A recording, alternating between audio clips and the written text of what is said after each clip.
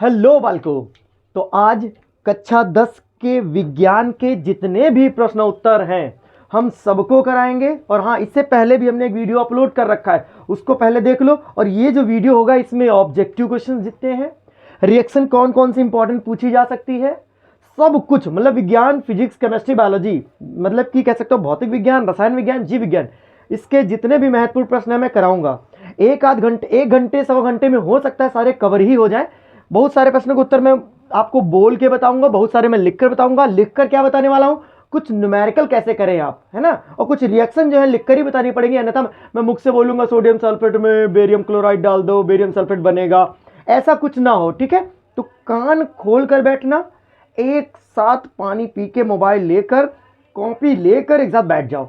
ठीक है, वीडियो आपके पास एकदम रिकॉर्डेड फॉर्म में जाएगी, आराम से देख देख कर सारे टॉपिक नोट कर लेना। बिकॉज आपका साइंस का पेपर पहले है नहीं, पहले मैथ का है, तो आपके लिए पहले ही लेक्चर रेडी कर दे रहा हूं। मतलब रात में एक बार सोते पहले और सुबह उठने के बाद एक बार देख लेंगे 1 घंटे का वीडियो, तो आपका साइंस तैयार भी होता रहेगा साथ साथ। और आपके जितने ऑब्जेक्टिव क्वेश्चन है उनमें मैं प्रयास करूंगा कि आपके 15 से प्लस सही ही हो जाए।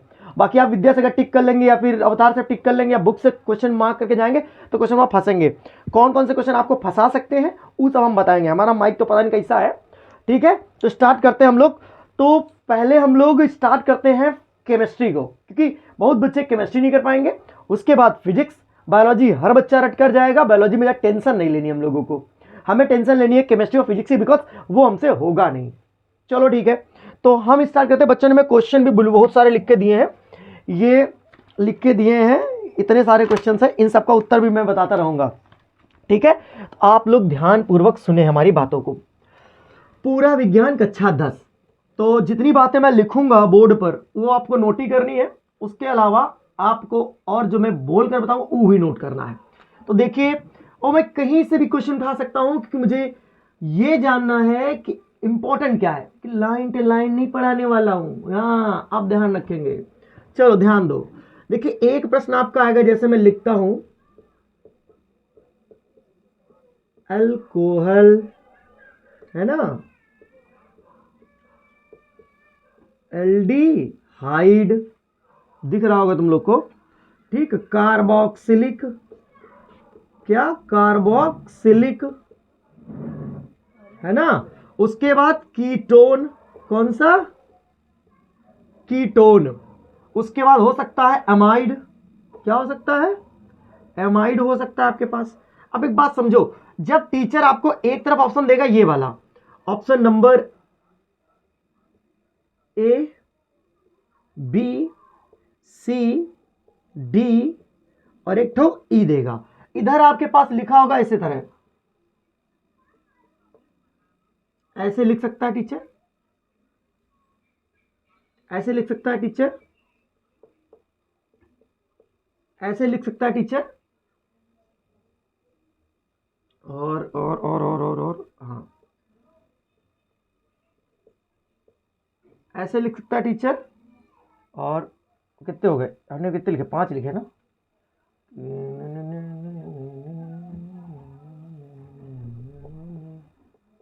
ऐसे लिख सकता है टीचर। आपको दिख रहा है, पहले साफ साफ चेक कर लूं मैं एक बार। साफ दिख रहा है आपको, लिखना तो प्रयास किया, साफ दिखे। मार्कर हमारा कुछ ढीला चल रहा है, इसको मैं मोटा करूंगा इसी बात। चलो ठीक है, समझने का प्रयास करेंगे आप लोग। जैसे कि यहां पर आपके पास एल्कोहल है, तो बेटा एल्कोहल यहां ऑप्शन लिखा होगा 1, 2, 3, 4 और एक ठो 5। ठीक, तो आपके पास जो पेपर में ऑप्शन बनेगा, जैसे कि आपको मैच करना, ऑप्शन नंबर यहां पर आपको दिखेगा शायद, ऑप्शन नंबर ए जो बनेगा आपका, उसमें क्या लिखा होगा, जैसे कि लिखा हो सकता है ए का दूसरा, लिखा हो सकता है बी का पहला, सी का चौथा, डी का पांचवा और ई का तीसरा, ई का तीसरा। तो बेटा इस तरह कुछ ऑप्शन बन के आएंगे आपके सामने। बट आपको ध्यान कैसे, आप सही तो सही तो नहीं मिला मैंने, क्योंकि अल्कोहल किससे मैच होता है, इससे, यानी हमारे पास उत्तर सही क्या होगा, ए का दूसरा सही होना चाहिए। ठीक, एल्डिहाइड का बेटा अगर एल्डिहाइड देखेंगे तो आपका ये है यहां पर 5वें नंबर पर, इससे बेटा एल्डिहाइड कहते हैं। एक H एक और साथ लगे हो आपको तो क्या कहते हैं, एल्डिहाइड। तो बी का बेटा क्या मिलेगा आपका, बी का 5वां। इस तरह ऑप्शन लिखे होंगे ऑप्शन में, उसे टिक करना होगा, है ना। कार्बोक्सिलिक, कार्बोक्सिलिक ये होता है COOH, ये पूरा होता है COOH। ये कार्बोक्सिलिक का चित्र रटकर जाएगा ना, है तो फाड़ डालना पेपर में, सच बता रहा हूं यही प्रश्न आएगा। कार्बोक्सिलिक का ये आएगा तीसरा, यानी सी का क्या रहेगा बेटा, तीसरा रहेगा। मतलब मैं बता रहा हूं आइडिया प्रश्न। जैसे कि अब डी का है कीटोन, तो कीटोन बेटा कहां है आपका, ईथोरा रहा, ये कीटोन है, केवल CO लगा होगा। इसे ऐसे भी लिख सकता है टीचर, है ना, तो आप ध्यान देंगे CO। तो बेटा आपका डी का क्या हो गया बेटा, डी का पहला हो गया। ई एमाइड का बेटा क्या होगा, चौथा। तो बेटा ई का कितना हो गया बेटा, चौथा। तो इस तरह ये ऑप्शन क्या हो जाएगा, करेक्ट। आपको दिखा कि नहीं दिखा, मैं देख लूं एक बार, आपको दिख रहा होगा। तो आपके प्रश्न पत्र में जब प्रश्न आएगा तो ये मारकर गिर चुका है हमारा, इसका मतलब पेपर में 100% प्रश्न आएगा, ठीक है। तो आप लोग इस क्वेश्चन को समझ गए होंगे। यही 5 प्रमुख है, इनको पहचाना सीख लो, बाकी सब आपके बाएं ते हैं, एक आ जाएंगे हाथ में, ठीक है। तो ये मैंने लिखे, इन्हें कॉपी में नोट करो फटाक से। नहीं, अब मिटाते समय मैं पॉज करूंगा बिकॉज नहीं तो टाइम ज्यादा लगेगा। अब हम अगला प्रश्न देखेंगे बेटा। अब अभी जो बता रहा हूं ये कुछ ऑब्जेक्टिव टाइप का प्रश्न है, क्योंकि ये आपको करेक्ट करना ही करना है, ठीक है। तो हम छोटी छोटी सब बातों पे डिस्कस कर रहे हैं धीरे धीरे। देखिए एक बात होती बेटा, आपने पढ़ा होगा एल्केन, एक शब्द होता है बेटा एल्कीन, और एक शब्द क्या होता है बेटा, एल्काइन।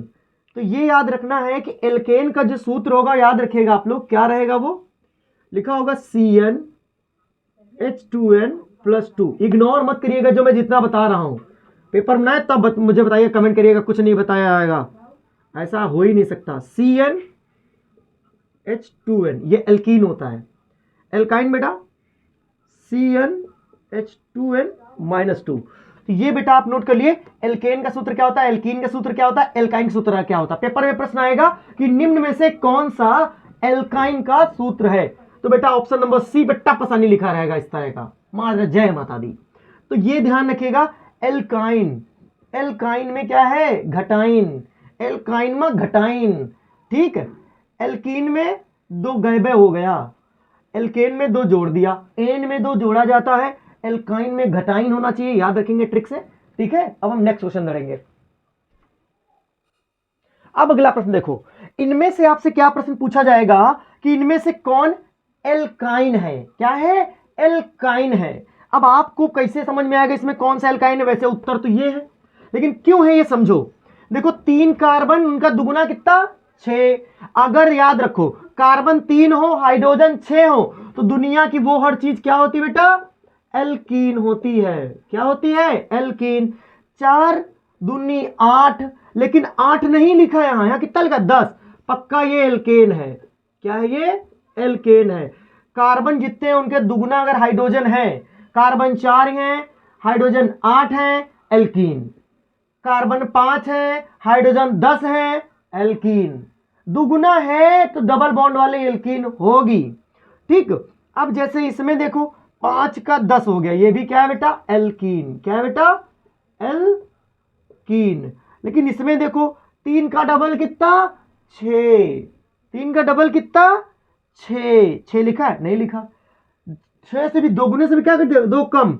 जब दोगुने से 2 कम हो जाए तो एल्काइन हो जाता है बेटा, इसलिए C3H4 क्या होता है, एल्काइन है। क्या है बेटा ये, एल्काइन। तो एक प्रश्न बेटा ऑब्जेक्टिव आपका यहां से इस तरह बन जाएगा, जितना बताया 3 बातें बताई मैंने, एक सूत्र वाली, एक क्रियात्मक समूह वाली और एक ये वाली। अगर प्रश्न पत्र में इन तीनों में से अगर कुछ अलग दिख जाए तो बात बदल देना, क्योंकि 100% इन्हीं से फंसेगा। बट बड़ी जरूरी बात यह है कि आप लोगों को कम से कम इतना पता हो कि एल्केन, एल्कीन, एल्काइन होता क्या है। देखो कार्बन जितने हैं अगर उनका दुगुना हाइड्रोजन होता है तो एल्कीन है, ठीक। दुगुने से 2 ज्यादा, जैसे 4 दूनी 8, 2 10, तो उसे एल्केन कहेंगे। दुगुना हो जाए तो दुनिया की हर चीज एल्कीन होगी, दुगुना से 2 कम हो जाए तो वो एल्काइन होगा। अब पेपर में तुम्हारे मान लो ये ऑप्शन ना देके उन्होंने क्या दिया, C5H8 दे दिया। कितना दे दिया, C5H8। अब ये क्या है आप लोग कमेंट बॉक्स में बताइएगा मुझे, अगर आप बुद्धिमान है तो जरूर बताएंगे। अब अगला क्वेश्चन देखेंगे। हाँ अगले समझेंगे बेटा। हम लोग समझते क्या है कि आपके पेपर में IUPAC पूछा जाता है। क्या पूछा जाता है, IUPAC। तो अगर आप टाइम चाहते हैं बच जाए तो बेटा मेरा एक वीडियो अपलोड है, वीडियो देखो, जब मेरे चैनल पे जाओगे तो वहां पर वीडियोस में जाना, लाइन खींची रहती प्ले लिस्ट वीडियो 60, तो वीडियो पे जाना, तो वीडियो में एक वीडियो दो वीडियो छोड़कर तीसरे का वीडियो जो है उसमें हमने बताया है कौन कौन से आईपीसी आपको रटने हैं। उसमें मैंने आपको सजातीय श्रेणी बता दी है, कौन सी सजातीय, इसे समझाती भी कह सकते हो, सजातीय श्रेणी बता दी है, ठीक। उस लिखा उसमें बेटा मैंने क्रियात्मक समूह बता दिया है, क्या बता दिया है, क्रियात्मक समूह बता दिया है। उसमें बेटा मैंने एल्किल ग्रुप बता दिया है, क्या बता दिया है, एल्किल समूह बता दिया है, ठीक है। उसमें और मैंने बता दिया बेटा साबुनीकरण नहीं बताया, साबुनीकरण भी बता रहा हूं, ये क्रियात्मक समूह एल्किल समूह पर टिप्पणी, इन पर टिप्पणी लिखने के लिए आएगी पेपर में, तो ये सब हमने बता दिया। एक बार 1 घंटे का वो वीडियो वो पूरा देख ले, उसमें पूरी साइंस हमने कवर करने की कोशिश की है, ठीक है। तो ये सारी चीजें आप उससे एक बार देख लीजिए ताकि आपको क्लियर, क्योंकि इसमें अगर बताऊंगा तो वीडियो बड़ा हो जाएगा तो आपको चीज समझ में भी नहीं आएगी, लॉन्ग वीडियो बनाने का चांस नहीं है, क्योंकि पेपर में जो फंसे वही बना रहा हूं। ये वीडियो पहले, वो वाला वीडियो पहले देख लो जाके, और ये वाला उसके बाद देखो, तो आपको फील आ जाएगा, ठीक है। अब हम आपको नेक्स्ट चीज बताने वाले हैं, ठीक। देखिए आपके प्रश्न में, अगर आपके प्रश्न पत्र में आए साबुनीकरण पर टिप्पणी लिखिए, क्या लिखिए, साबुनीकरण। देखिए बेटा साबुनीकरण है ना, तो साबुनीकरण होता क्या है, देखिए साबुन के निर्माण की प्रक्रिया को हम साबुनीकरण कहते हैं, ठीक है। जब एक एस्टर की क्रिया कास्टिक सोडा के साथ कराई जाती है, क्या लिखेंगे, जब ऐसे लिख सकते हो, ये मैं लिख लेता हूं ताकि तुम्हें वीडियो जरा लंबा ना हो जाए यार। देखिए फटाफट पहले आप ये नोट करिए, लिखा है मैंने जब एक, यहां एक लिखना भूल गया मैं, ठीक है, तो यहां क्या लिख देंगे बेटा, एक, जब एक वसी अम्ल के एस्टर की क्रिया कास्टिक सोडा के साथ कराते हैं तो साबुन का निर्माण होता है। इस प्रक्रिया को साबुनीकरण कहते हैं बेटा, साबुनी एक साथ नहीं होता, साबुनीकरण पूरा होता है, साबुनीकरण कहते हैं। अब मैं इसकी अभिक्रिया लिखूंगा, आप पॉज करके वीडियो तुरंत नोट कर लो। अब मैं अभिक्रिया लिख दे रहा हूं इसकी, ठीक है। आपको अब जब सामने अभिक्रिया जो दिख रही है एग्जैक्ट वही नोट कर लीजिए, कैसे दिख रही है, देखो यहां है 3 Na, एक Na इतने डिब्बे को लेकर निकलेगा, एक Na, मैंने वो सिंपल लिखने की कोशिश की ताकि आपको याद हो जाए कि बुक कठिन तरीके से लिखी है। 3 ये लिया, 3 ये लिया, अब देखो आप C17H35 COO Na एक लोग गए, फिर C17H35 COO Na 2 लोग गए, C17H35 COO Na 3 लोग, तो यहां 3 लोग बन गए, नहीं बन गए, 3 ठो OH बचे, एक CH2OH लग गया यहां पर, एक OH CHOH, एक OH इसके साथ, तो आपके 3 OH लग गए। आप एग्जैक्ट ऐसे याद कर लीजिएगा, रट लीजिएगा, साबुनीकरण में टिप्पणी लिखने का इतना लिख दीजिएगा। आगे बढ़ते हम लोग, बहुत ही सीधी सिंपल रिएक्शन लिख दी फटाक से हमने, क्योंकि टाइम वेस्ट नहीं करना चाहता मैं लिख कर। देखो एस्टरीकरण में क्या करना, ये रिएक्शन तो रटना है तुमको। देखो लैंग्वेज क्या लिखिएगा, लिखिएगा कि जब कार्बोक्सिलिक अम्ल की क्रिया किसी अल्कोहल के साथ कराई जाती है तो एस्टर का निर्माण होता है। इस प्रक्रिया को एस्टरीकरण कहते हैं, दैट्स इट। उसके बाद अगर आप इसका नाम जानना चाह रहे हो तो लिख देना एसिटिक एसिड नाम है इसका, इसका नाम एथेनॉल है या एथिल अल्कोहल है, इसे कह सकते हो बेटा एथिल एसीटेट। क्या नाम इसका, एथिल एसीटेट, ओके। अब इस पर निर्जलीकरण, देखो जब किसी अल्कोहल की क्रिया सांद्र सल्फ्यूरिक अम्ल के साथ 160 डिग्री ताप से 170 डिग्री ताप पर कराते हैं तो एल्कीन का निर्माण होता है। इस अभिक्रिया को निर्जलीकरण अभिक्रिया कहते हैं। पेपरवा में कंफर्म आएगा, कोई नहीं रुक सकता। ई नोट कर लो बेटा, इसका नाम एथेनॉल है, इसका नाम एथिलीन है, ओके। अब हम नेक्स्ट टॉपिक पे देखते हैं, ठीक है बालकों। अब देखो इसमें जो सामने रिएक्शन लिखे हैं हम, इसमें पेपर में तुम्हारे आएगा कि धावन सोडा किसे कहते हैं, तो आप सीधा सीधा उत्तर दीजिएगा कि सोडियम कार्बोनेट डेकाहाइड्रेट को सोडा, धावन सोडा कहते हैं, इतना बोलोगे, ठीक है। इसको कहेगा इसको बनाने की विधि लिखो, तो तुम क्या लिखोगे कि जब खाने के सोडे को गर्म किया जाता है, ये कौन सा सोडा है बालक, खाने का सोडा, रट लो, ऑब्जेक्टिव प्रश्न में आएगा, सोडियम बाइकार्बोनेट कहते हैं इसको बेटा, ठीक है। तो जब खाने के सोडे को 120 डिग्री ताप पर गर्म किया जाता है तो सोडियम कार्बोनेट का निर्माण होता है। जब इसमें जल को मिलाया जाता है तो धावन सोडा का निर्माण हो जाता है। यह है बेटा आपका सोडियम कार्बोनेट, डेकाहाइड्रेट और धावन सोडा। उपयोग आप लोग आराम से 3-4 उपयोग क्या करेंगे, बुक से पढ़ेंगे, ठीक है। लैब में, प्रयोगशाला में अभिकर्मक तरह प्रयोग किया जाता है। दूसरी बात है कि खाने के सोडा के निर्माण में इसका उपयोग किया जाता है। और जो भी आप कपड़ा धुल्ला उल्ला करना है, जाके आराम से इसको याद कर लीजिए कि उपयोग क्या है। पूरा 4 नंबर प्रश्न आएगा धावन सोडा पे। अगला सोडा बताऊंगा खाने सोडा, इसे नोट कर लिए, मैं मिटाता हूं। पेपर में प्रश्न आएगा कि खाने सोडा क्या होता है, तो आप लिखिएगा कि सोडियम बाइकार्बोनेट को खाने का सोडा कहा जाता है। इसका फॉर्मूला NaHCO3 होता है। फिर पेपर में प्रश्न होगा इसको बनाने की विधि बताइए, तो आप लिखना क्या कि जब सोडियम कार्बोनेट में कार्बन डाइऑक्साइड गैस को प्रवाहित किया जाता है, क्या लिखा मैंने, सोडियम कार्बोनेट में कार्बन डाइऑक्साइड गैस को प्रवाहित किया जाता है तो खाने के सोडा का निर्माण होता है, ठीक है। अब ये वही सोडा है जो दूध को फटने से रोक लेता है। तो बेटा उपयोग लिखेंगे आप लोग, किचन में बहुत ज्यादा उपयोग है इसके, ठीक है। तो धावन सोडा निर्माण में इसका उपयोग तो है ही, प्रयोगशाला में अभिकर्मक की तरह उपयोग में लाया जाता है, दूध को फटने से रोकता है। यह दूध को फटने, दूध फटता नहीं फटता, फटता है, ठीक। बेकरी होती, बेकरी जहां पाव बनते, बंद बनते सब, वो बेकरी में बहुत ज्यादा प्रयोग में लाया जाता है। ये खाने का सोडा हो गया, ठीक है, नोट के फटाक से।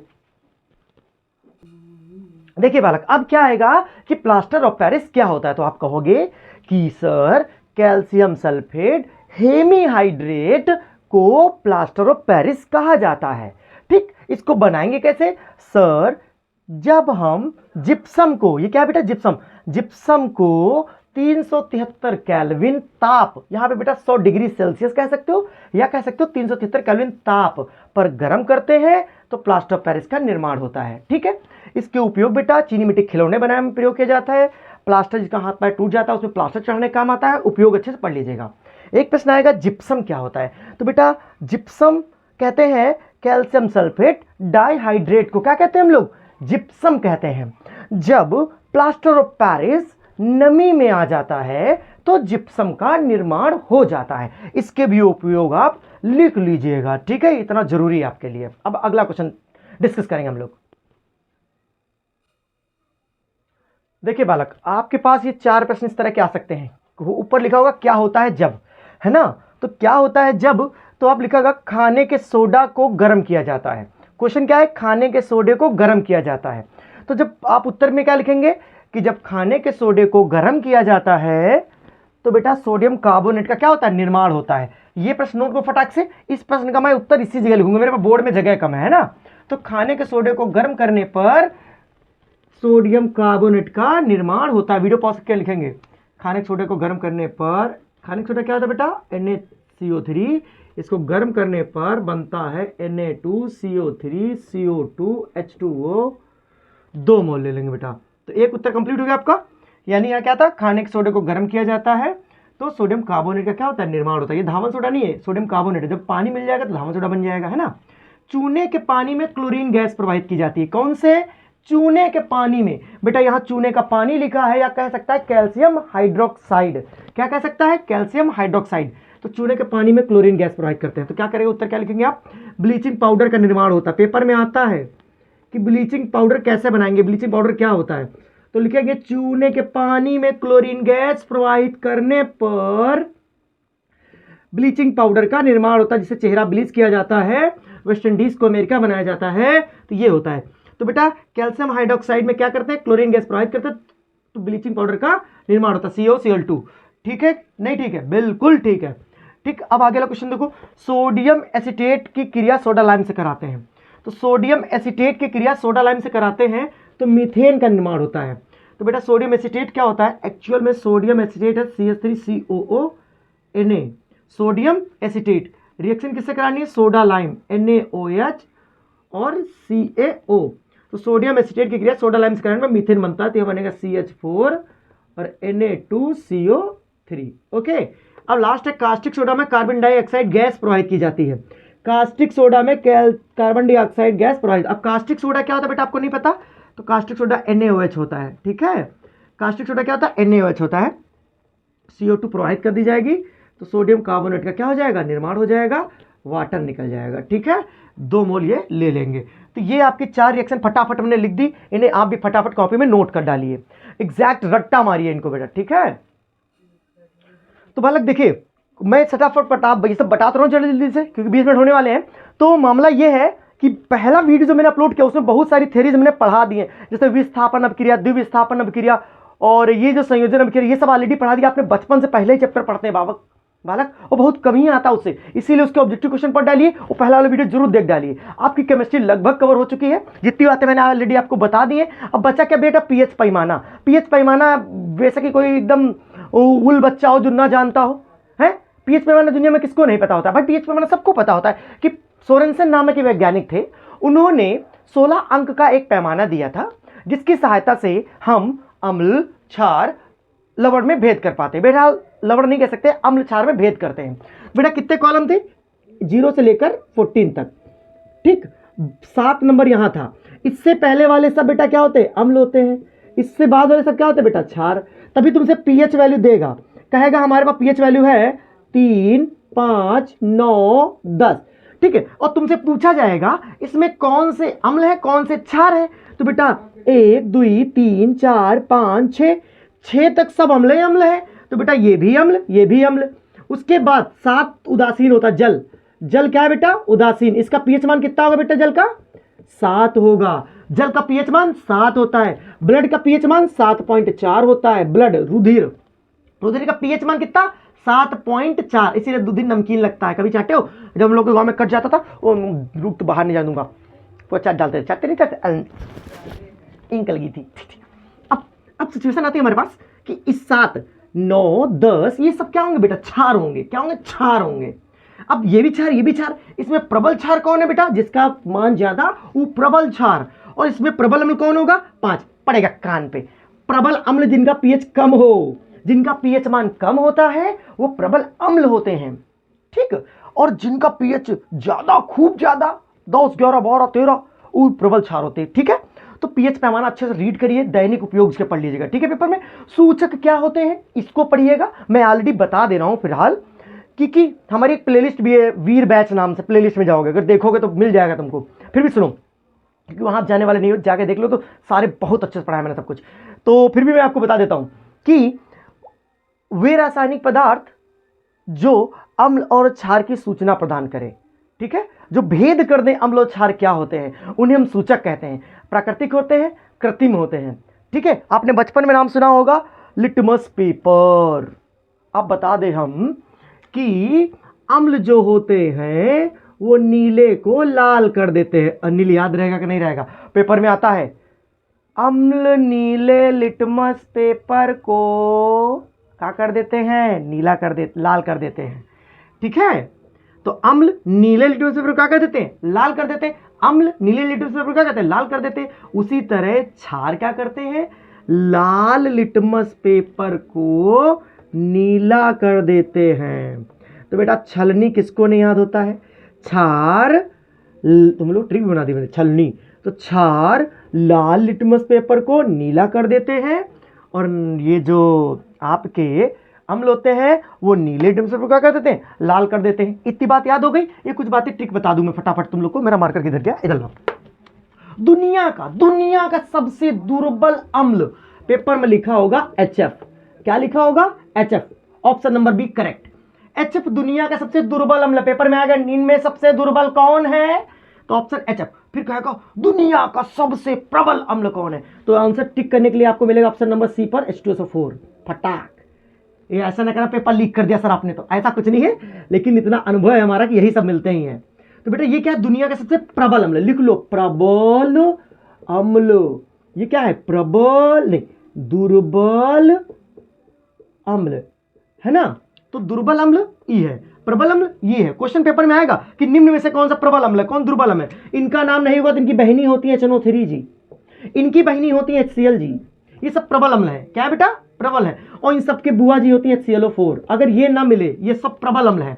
दुर्बल कौन है, ई नहीं मिले काका जी, तो काकी आ जाती है, कहती है HCN। HCN हमारा नाम है, हम दुर्बल हैं। क्या है, दुर्बल है। और ना मिला बेटा दुनिया में, इसमें COH जिसमें लग जाए वो सब क्या होते हैं, दुर्बल होते हैं। क्या होते हैं बेटा, दुर्बल। इन सब का नाम क्या होता है? दुर्बल। ई नहीं होगा तो ई होगा, ई। तो बेटा ये सब क्या है? दुर्बल है। ये सब अम्ल दुर्बल है। ठीक है, फटाक से नोट करो। मेरा रुमाल कहाँ गया? ये रहा।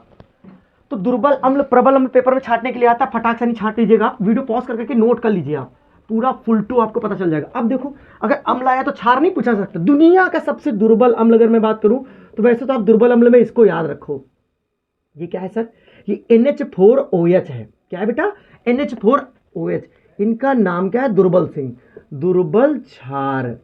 देखो बेटा लोग, एक बात तो बचपन में दिमाग में बिठा लो एकदम से। क्या बिठाना है आपको? आपको यह बिठाना है कि जिनमें OH होता है वो क्षार होते हैं, जिनकी शुरुआत H से होती है वो अम्ल होते हैं। कम से कम ये तो ध्यान रखो कि जिनमें OH होगा वो क्षार। दिख रहा है कि नहीं दिख रहा? पता चिल्ला रहा हूं मैं, दिख रहा है। तो बेटा जिनमें OH हो वो सब क्षार होते हैं। जिनमें शुरुआत जैसे HCl देखो अम्ल है, H2SO4 देखो अम्ल है, और HCN देखो अम्ल है। मतलब जिनकी शुरुआत H से हो, लेकिन याद रखना पानी ना ले लेना सर, इसकी भी शुरुआत HI से है, नाली में उठा फेंक देंगे तुमको हम। तो बेटा ये भी क्या है? अम्ल है। आई मीन ये उदासीन है। ये क्या बेटा? उदासीन। अम्ल क्षार दोनों नहीं, इसलिए उदासीन है। और बेटा ये भी, ये CO जिसमें वो भी अम्ल है। तो जिनकी शुरुआत H से होगी सर जी वो अम्ल, यस। जिनमें OH होगा वो सब क्षार, यस क्षार। तो बेटा दुनिया का सबसे दुर्बल क्षार ये है। तो प्रबल कौन होगा बेटा? दुनिया का सबसे प्रबल क्षार KOH होता है। क्या होता है बेटा? KOH होता है। क्या होता है बेटा? KOH, दुनिया का सबसे प्रबल क्षार। ठीक, अब आगे देखिए बेटा। ठीक है, अगर मान लो आपको दे दिया कि मान लो अगर NaOH ना दिया तो KOH ना दिया तो बेटा क्या दे सकता है वो आपको? NaOH दे सकता है। ठीक, तो KOH ना दिया तो NaOH सही उत्तर होगा। ठीक है, क्योंकि KOH NaOH दोनों बहुत प्रबल है, लेकिन KOH सबसे ज्यादा है। ठीक, अब एक बात समझो हमारी, पेपर में तुम्हें फंसाने के लिए क्या कहा जाएगा? देखो, जैसे तुम्हारे सामने लिखा जाएगा कि आपके पास Na है, K है ना, Mg है, कॉपर है। कहेगा सबसे क्रियाशील, तो काका जी दुनिया के सबसे क्रियाशीलों में आते हैं, इनका नाम सबसे क्रियाशील धातु है। के क्रियाशील है, के क्रियाशील है, सबसे क्रियाशील है। ठीक है, ये भी पहचान जाएंगे आप लोग। और क्या पहचाने के लिए आता है? और क्या पहचाने के लिए आता है? और कुछ पहचाने के लिए? हाँ, जैसे कि ये क्वेश्चन लिख के आएगा CuSO4 प्लस Fe, लिख के आएगा FeSO4 प्लस कॉपर। तो टीचर कहेगा कि चल भाई यहाँ FeSO4 बना दे, कॉपर को बाहर फेंक दे, और यहाँ लिख देगा कि यहाँ CuSO4 बना दे, यहाँ Fe को बाहर फेंक दे। और आपसे पूछेगा कि अभिक्रिया नंबर A, अभिक्रिया नंबर B, इनमें कौन सी अभिक्रिया सही है? तो आप क्या कहोगे? ओ माय गॉड, कॉपर जी इनको खिसका फेंक दिए, खुद जगह ले लिए, ये भी सही है।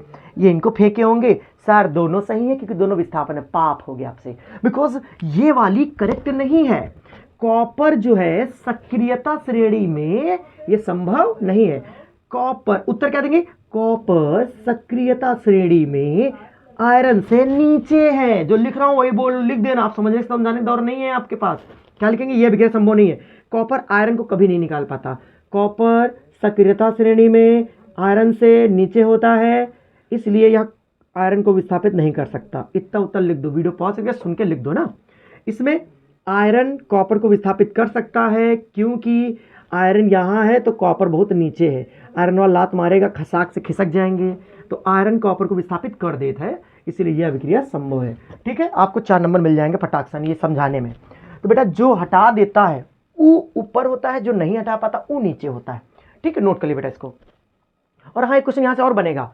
अब यहां से क्वेश्चन क्या बनाएगा टीचर कि मान लीजिए ऐसा क्वेश्चन देगा कि आपके पास, हमारे पास एक नीला नीला सोल्यूशन है। हमारे पास क्या है बेटा?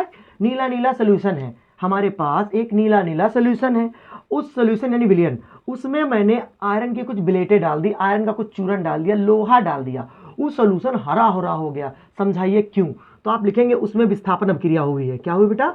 वहां लिखेंगे आप उत्तर में, इसमें विस्थापन अभिक्रिया हुई है क्योंकि आयरन ने कॉपर को विस्थापित किया। ये बेटा नीला सोल्यूशन यही था, हरा सोल्यूशन ये होता है। ठीक है, तो जैसे ही Fe को कॉपर ने हटाया तो ये हरा हो गया, और भाई साहब कॉपर लेट के निकल के बाहर चलेगा। तो ये प्रश्न यहां भी रेडी कर लेंगे आप लोग। ठीक, आगे बढ़ेंगे हम लोग अब फिजिक्स में बात करेंगे। देखिए फिजिक्स, अभी भी बहुत सारे टॉपिक बच्चे ने लिख के दिए हैं। जैसे इसमें लिखा है एक बच्चे ने कि भर्जन, निस्तापन और प्रगलन गालक में बताइए। देखिए सांद्रित अयस्क को उसके गलनांक के नीचे ऑक्सीजन की उपस्थिति में गर्म करने की प्रक्रिया भर्जन कहलाती है। ठीक, निस्तापन क्या होता है? केमिस्ट्री में बता रहा हूँ। सांद्रित अयस्क को उसके गलनांक के नीचे वायु की अल्प मात्रा या अनुपस्थिति में गर्म करने की प्रक्रिया निस्तापन कहलाती है। फिर भर्जन में आ जाएंगे। भर्जन सल्फाइड अयस्कों के लिए प्रयुक्त किया जाता है। फिर निस्तापन में आएंगे। निस्तापन कार्बोनेट अयस्क के लिए प्रयोग किया जाता है।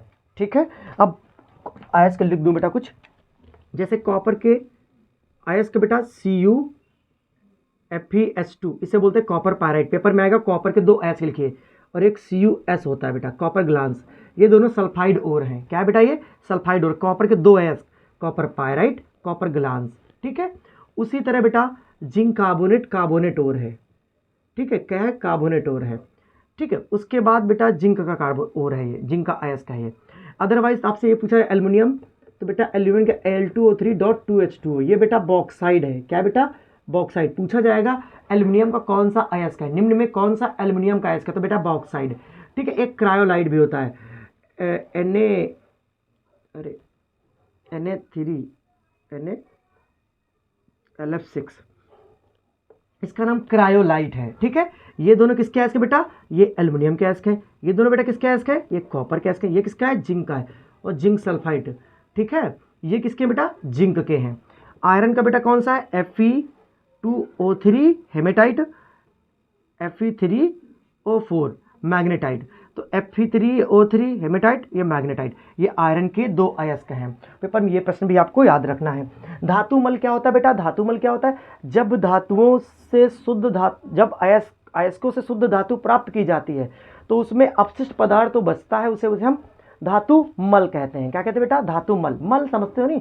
ठीक है, अब गालक क्या होता है बेटा, गालक क्या होता है, कह सकते हो तुम लोग कि अयस्क में उपस्थित अशुद्धियों को गलाकर शुद्ध धातु प्राप्त करने की प्रक्रिया, जो पदार्थ होते हैं उन्हें गालक कहते हैं। क्या कहते हैं, गालक, यानी अगलनीय अशुद्धियों को गलाकर बाहर निकाल दें बेटा, वो गालक होते हैं। एक बार देख लीजिएगा, क्लियर हो जाएगा टॉपिक। इतना पेपर में इंपॉर्टेंट नहीं है ये वाला है। और कुछ केमिस्ट्री में बाकी रह गया, नहीं बाकी रह गया। आई होप कि मैंने आपको सब कुछ पढ़ा दिया है। हाइड्रोनियम आयन क्या होता है बेटा, एक पेपर में आता है हाइड्रोनियम आयन क्या होता है। तो जब जल को अम्ल के साथ क्रिया कराया जाता है तो हाइड्रोनियम आयन का निर्माण होता है, तो H3O+ होता है बेटा, वो क्या होता है, हाइड्रोनियम आयन होता है। ओके, अब हम आगे बढ़ेंगे बेटा, ये भी इंपॉर्टेंट था। देखिए, फिजिक्स के लिए हमने ऑलरेडी बहुत सारे लेक्चर अपलोड किए हैं, क्योंकि फिजिक्स मैंने लेक्चर आपके ग्रुप पे भी शेयर किया है।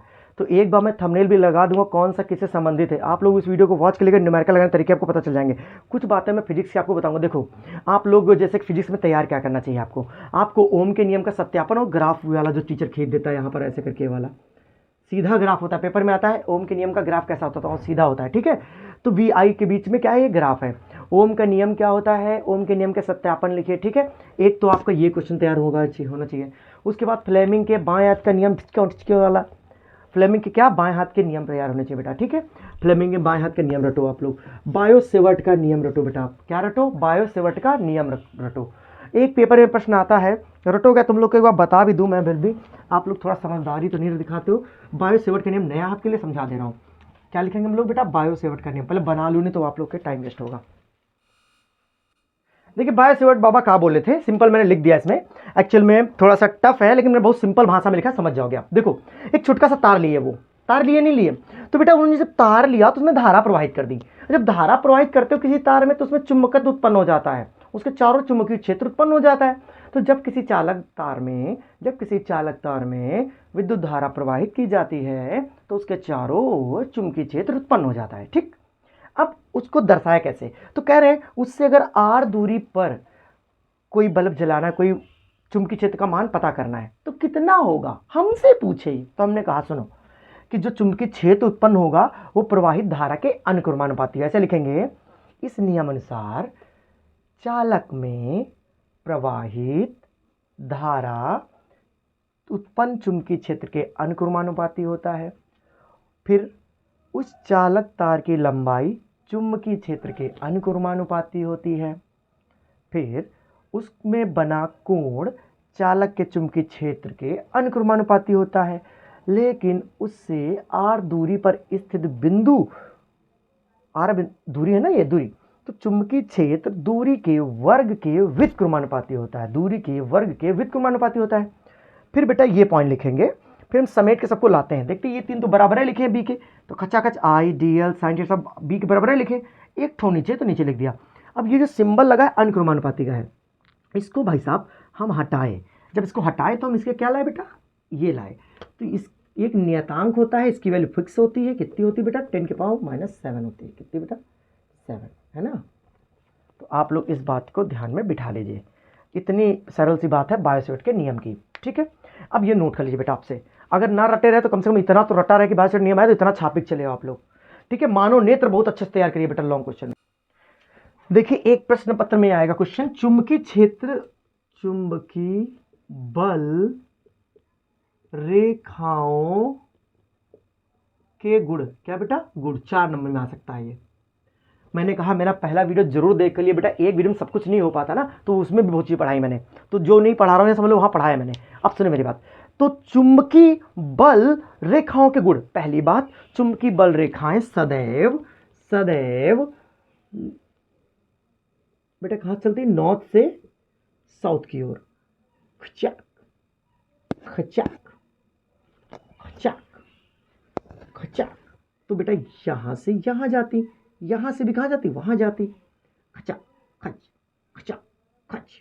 तो बेटा आप देखेंगे यहां से जाए रेला है, यहां से भी जाए रेला है, इधर भी आए रेला है, इधर भी आए रेला है। तो ऐसे बनाएंगे बिल्कुल प्यारा सा, क्या बनाएंगे आप, ये चुंबकीय बल रेखाएं हैं। पहला गुण क्या होता है, ये सदैव प्लस से माइनस से, या फिर कह सकते हो कि धन ध्रुव से ऋण ध्रुव की ओर जाते हैं, ना मनमाने कहना उत्तरी ध्रुव से दक्षिण ध्रुव में जाती हैं, ठीक। पहला गुण बता दिया मैंने। दूसरे का गुण क्या होता है, यह कभी एक दूसरे को काटती नहीं है, यह कभी एक दूसरे को काटती नहीं है, यह समांतर होती हैं, ठीक है। ये एक पॉइंट और शुरू में ही लिख देना कि यह काल्पनिक होती हैं, क्या होती हैं, यह काल्पनिक, यह काल्पनिक होती है, ठीक है। तो यह क्या होती है बेटा, काल्पनिक होती हैं, ठीक है। यह चुंबकीय क्षेत्र की तीव्रता को निर्धारित करती हैं, क्या करती है, चुंबकीय क्षेत्र की तीव्रता को निर्धारित करती हैं। ये 4 गुण मैंने आपको बता दिए, पेपर में 4 गुण लिख दीजिएगा, ठीक है। और ये प्यारा सा चित्र बनाने टीचर खुश हो जाएगा। बेटा आपके प्रश्न पत्र में एक प्रश्न और आएगा, उस प्रश्न ये होगा कि भाई साहब हमें ये बताइए कि जो फ्लेमिंग का बाएं हाथ का नियम है वो क्या होता है। तो बचपन में आपको रटाया गया था, सर ना ये ना बताइए हमको फ्लेमिंग के बाएं हाथ का नियम बताइए, ये बचपन से टीचर कहते हैं इसको रट के एग्जाम में आता है। चलो भाई नहीं बताते हैं। फिर चलो अंगूठे, दाएं हाथ के अंगूठे का नियम क्या होता है बेटा, दाएं हाथ के अंगूठे का नियम, हाँ सर ये तो नहीं बताया मास्टर जी हमको। फ्लेमिंग के बाएं हाथ का नियम बच्चे को बताओ तो जन्म लेता कहता है ये फ्लेमिंग का नियम पढ़ लो, तुम 10 साल बाद जब हाई स्कूल एग्जाम दोगे तुमको देना पड़ेगा। अच्छा ले फ्लेमिंग नियम वो पढ़ लेता है। तो दाएं हाथ के अंगूठे का नियम क्या है बेटा, देखिए जब हम अपने दाएं हाथ के अंगूठे को धारा की दिशा में रखते हैं, ऐसे जैसे धारा हमारे बेटा ऐसे प्रवाहित हो रही है, मान लो 4 तार है इसमें धारा प्रवाहित हो रही है, हम जब अपने दाएं हाथ के अंगूठे को धारा की दिशा में रखते हैं तो उंगलियां चुंबकीय क्षेत्र की दिशा बताती है और अंगूठा धारा की दिशा बताता है। तो बेटा ये क्या होता है, ये क्या होता है, ये क्या होता है, ये क्या होता है, दाहिने हाथ के अंगूठे का नियम। दाहिने हाथ के अंगूठे के नियम से हम चुंबकीय क्षेत्र की दिशा का ज्ञान करते हैं, क्या करते हैं, चुंबकीय क्षेत्र की दिशा का ज्ञान कर लेते हैं, ठीक है। अब एक बात समझिए बेटा, आगे प्रश्न आपसे क्या पूछा था बेटा, आपसे पूछा था आसमान नीला क्यों दिखाई देता है, तो आप कहेंगे प्रकाश के प्रकीर्णन के कारण। कहीं कहीं अपवर्तन लिखा रहता है तो आप ऑप्शन के टिक मार दीजिएगा, ठीक है। एक प्रश्न पत्र में प्रश्न आएगा कि ये जो आसमान में कभी बारिश के समय रेनबो बनता है, इंद्रधनुष का निर्माण क्यों होता है, तो सुनते रहिए वीडियो में। तो इंद्रधनुष का निर्माण करने भगवान इंद्र भगवान आए थे, हमने पूजा की, तो ऐसा कुछ नहीं होता है। एक्चुअल में क्या होता है कि जब प्रकाश किरणें, सुन रहे हो सही से, सुनते रहो, स्पीड स्लो कर लो चाहे तो क्योंकि टाइम बहुत कम है ना। जब प्रकाश किरणें ऊपर से नीचे आती, ऐसे नहीं लिखेंगे, देखो जब प्रकाश किरणें किसी द्रव बूंद से टकराती हैं तो वह द्रव बूंद प्रिज्म की तरह व्यवहार प्रदर्शित करने लगता है, जिससे प्रकाश 7 रंगों में टूट जाता है और बरसात के समय इंद्रधनुष का निर्माण होता है।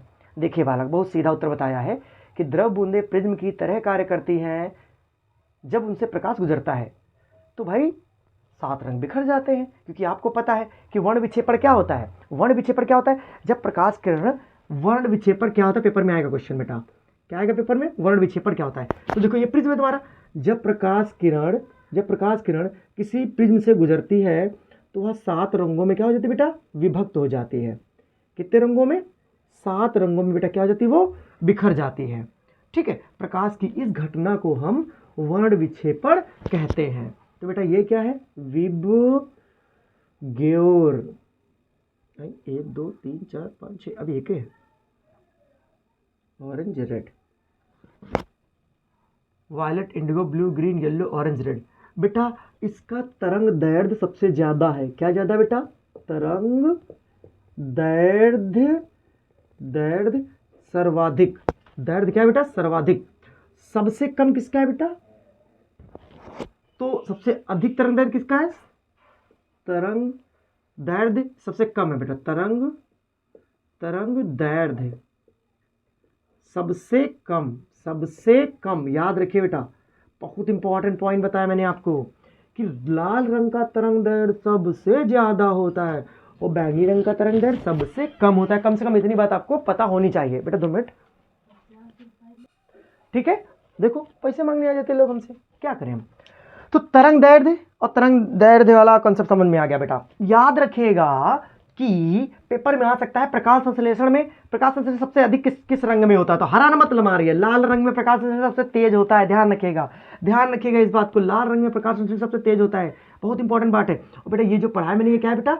वर्ण विक्षेपण है बेटा। क्या है पेपर में आएगा वर्ण विक्षेपण क्या होता है। तो आप वर्ण विक्षेपण, प्रकाश जब प्रिज्म से गुजरता है तो 7 रंगों में टूट जाता है। प्रकाश की इस घटना को वर्ण विक्षेपण कहते हैं। ठीक है, तो बेटा उसी तरह मैंने आपका इंद्रधनुष का निर्माण किया था, क्योंकि बूंद प्रिज्म की तरह कार्य करती है और जब प्रकाश इससे घुसता है तो 7 रंग में टूट जाता है। Got it? आप वर्ण विषय पर समझ गए बेटा। प्रिज्म के अपवर्तनांक का सूत्र लिखने की आ सकता है 2 नंबर में। तो सिग्मा m बटे 2 बटे, अरे यार 2 क्या लिखो, यहां लगा लो साइन, ओके, बटे लगाओ, है ना। यहां लिखो a/2, ओके। यहां पे क्या लिखो बेटा? साइन लिखो। बेटा ये है प्रिज्म के अपवर्तनांक का सूत्र। प्रिज्म के अपवर्तनांक का सूत्र पेपर में आएगा तुम्हारे पेपर में कि प्रिज्म के अपवर्तनांक का सूत्र क्या होता है। वर्ण विक्षेपण घटना से आप क्या समझते हैं? प्रिज्म के अपवर्तनांक का सूत्र बताइए। फटाक से 4 नंबर आपके हाथ में आएंगे, इसी तरह लिख दीजिएगा फटाक से, एकदम मजा आएगा। मजा एक पेपर में और प्रश्न बनाता है टीचर बहुत होशियार होता है ना। आपसे ये पूछ दिया जाएगा, देखो मेरे पेट से निकल गया, ये क्वेश्चन प्रिज्म से रिलेटेड, ये क्वेश्चन बताता है तुमको, ठीक है। कहेगा सिग्नल लाल काहे होते हैं? दुनिया के सारे सिग्नल लाल काहे होते हैं? तो तुम कहोगे क्योंकि लाल रंग का तरंग दैर्ध्य बहुत ज्यादा होता है। लाल रंग का, अपने लाल से माता का प्रेम बहुत ज्यादा होता है, याद रखेंगे। लाल रंग का तरंग दैर्ध्य बहुत ज्यादा होता है, जिससे वह फैलता कम है। इसीलिए टावर की लाल बत्ती भी होती है, दूर से दिखाई देती है। सिग्नल भी लाल और इंडिकेटर भी लाल। तो बेटा ये लाल क्यों होते हैं? क्योंकि लाल रंग फैलता कम है, जिससे दूर से प्रदर्शित हो जाता है, दूर से दिख जाता है। ठीक है, अब पेपर में हो सकता है कहेगा पानी में पड़ी पेंसिल उठी दिखाई देती है, तो कहेंगे प्रकाश के अपवर्तन के कारण। किसके कारण बेटा? प्रकाश के अपवर्तन के कारण। कोई कहता है क्या स्विमिंग पूल की जो जमीन होती है उठी दिखाई देती है? हम तो कभी नहाए नहीं, तलैया नहाए हैं, तो उठी क्यों दिखाई देती है? तो उत्तर देंगे आप प्रकाश के अपवर्तन के कारण। आसमान नीला क्यों दिखाई देता है सर? तो प्रकाश के अपवर्तन के कारण, या कैसे तो प्रकाश के प्रकीर्णन के कारण। ओके, और हीरा सर बहुत चमकता है आजकल, देख रहे हैं हम लोग। तुम्हारे पास हीरा कहाँ आया? तुम बांदा जिले गए थे या फिर पन्ना गए थे? तो सुनो, हीरा पूर्ण आंतरिक परावर्तन के कारण बहुत चमकता है। पेपर में आता है हीरा क्यों चमकता है, समझाइए। तो आप समझाने चालू कर देना। हीरा पूर्ण आंतरिक परावर्तन के कारण बहुत चमकता है। ठीक है, न्यूमेरिकल की चिंता मत करिए, मैं वीडियो बता रहा हूं उस पर टाइप कर दूंगा मैं कि ये वीडियो आप लोग देखिए। मैं उन पे बड़ा पीला पे, मेरे वीडियोस में जाएंगे आप तो मैं बड़ा उस पर लिख दूंगा न्यूमेरिकल विद्युत धारा, वो न्यूमेरिकल पढ़ लीजिएगा आप लोग। फिर भी प्रयास करूंगा, बता दूं थ्योरी भी कंसेप्ट क्लियर करना। कुछ बच्चे ज्यादा थ्योरी कर लेंगे, न्यूमेरिकल कितना बिगाड़ लेंगे तुम्हारा, 6-8 नंबर ज्यादा से ज्यादा, समझे नहीं समझे? थ्योरी बहुत आती है पेपर में, तो आप उससे पहले फोकस करिए। तो बेटा मैं क्या बता रहा था आपको, हाँ रीजनिंग क्वेश्चन बता रहा था बेटा। हीरा क्यों चमकता है? पूर्ण आंतरिक परावर्तन के कारण चमकता है। अब पूर्ण आंतरिक परावर्तन और क्रांतिक कोण, 2 बातें आपके पेपर में आ सकती हैं। सुनिए मेरी बात, पूर्ण आंतरिक परावर्तन क्या होता है? देखो, जब प्रकाश किरण किसी पदार्थ में प्रवेश कर जाता है और वहां से वापस फिर बैक कर देता है, तो अंदर गया, उसी के अंदर ही अंदर क्या होता है? परिवर्तन हो जाता है। अंदर ही घच, जैसे यहां से हमारे शर्ट से बटन, यहां से लाइट घुसी, घपाक, तो ये जब घपाघप हो रहा है ना, तो ये प्रकाश अंदर चमक गया सब कुछ, है ना। अंदर BWC पहने बनिया हम। तो बेटा तो हीरा पूर्णांतिक परावर्तन के कारण चमकता है। एक बार हिंट करके दिमाग में जाएंगे, पेपर में ऑप्शन आएगा टिक करने के लिए, हीरा क्यों चमकता है, टिक करिए, तो आप पूर्णांतिक परावर्तन ठक से मार देंगे। एक प्रकाश तंतु होता है बेटा, ऑप्शन आएगा तो सी ऑप्शन टिक कर देना कि प्रकाश तंतु किस पर आधारित है, तो प्रकाश तंतु सर जी पूर्णांतिक परावर्तन पर आधारित है। बता देंगे नहीं बता देंगे आप लोग। अच्छा सर जी निकट दृष्टि दोष पीड़ित व्यक्ति कौन सा लेंस लगाए, निकट दृष्टि दोष है बालक आप लोग अवतल लेंस लगाइए। कौन सा, अवतल, अवतल, अवतल निकट दृष्टि दोष, अवतल, निकट आओ आओ निकट आओ, अवतल लेंस। अब उत्तल लेंस दूर दृष्टि दोष, ऐसे याद कर लो, उर्दू, उत्तल लेंस दूर दृष्टि दोष में लगाया जाता है। बेटा लेंस और दर्पण पे ध्यान रखिएगा ना, आंखों में लेंस लगाया जाता है, शीशा नहीं लगाया जाता, कृपया करके दर्पण ना लगाएं। आप लोग बहुत नाली में कूदने वाला काम करते हैं, ठीक है। तो आप समझ गए, आप समझ गए नहीं समझ गए, तो बेटा ये बात आपके दिमाग में रहनी चाहिए। अब मैं मिटा लूं कुछ और भी बताता हूं आपको भी। हाँ बचपन में देखा होगा बेटा कि आपको विद्युत धारा एक चैप्टर पढ़ाया जाता है, वो वाले चैप्टर से डिस्कस कर लेते हैं हम लोग। देखो बेटा न्यूमेरिकल चिंता मत करना, अगर ये वीडियो 1 घंटे का हो गया तो 1 घंटे ज़्यादा वीडियो नहीं बनाऊंगा मैं, तो विद्युत न्यूमेरिकल का एक पूरा फुल टू न्यूमेरिकल का ही बना दूंगा, तो आपका न्यूमेरिकल वहां से कवर हो जाएगा।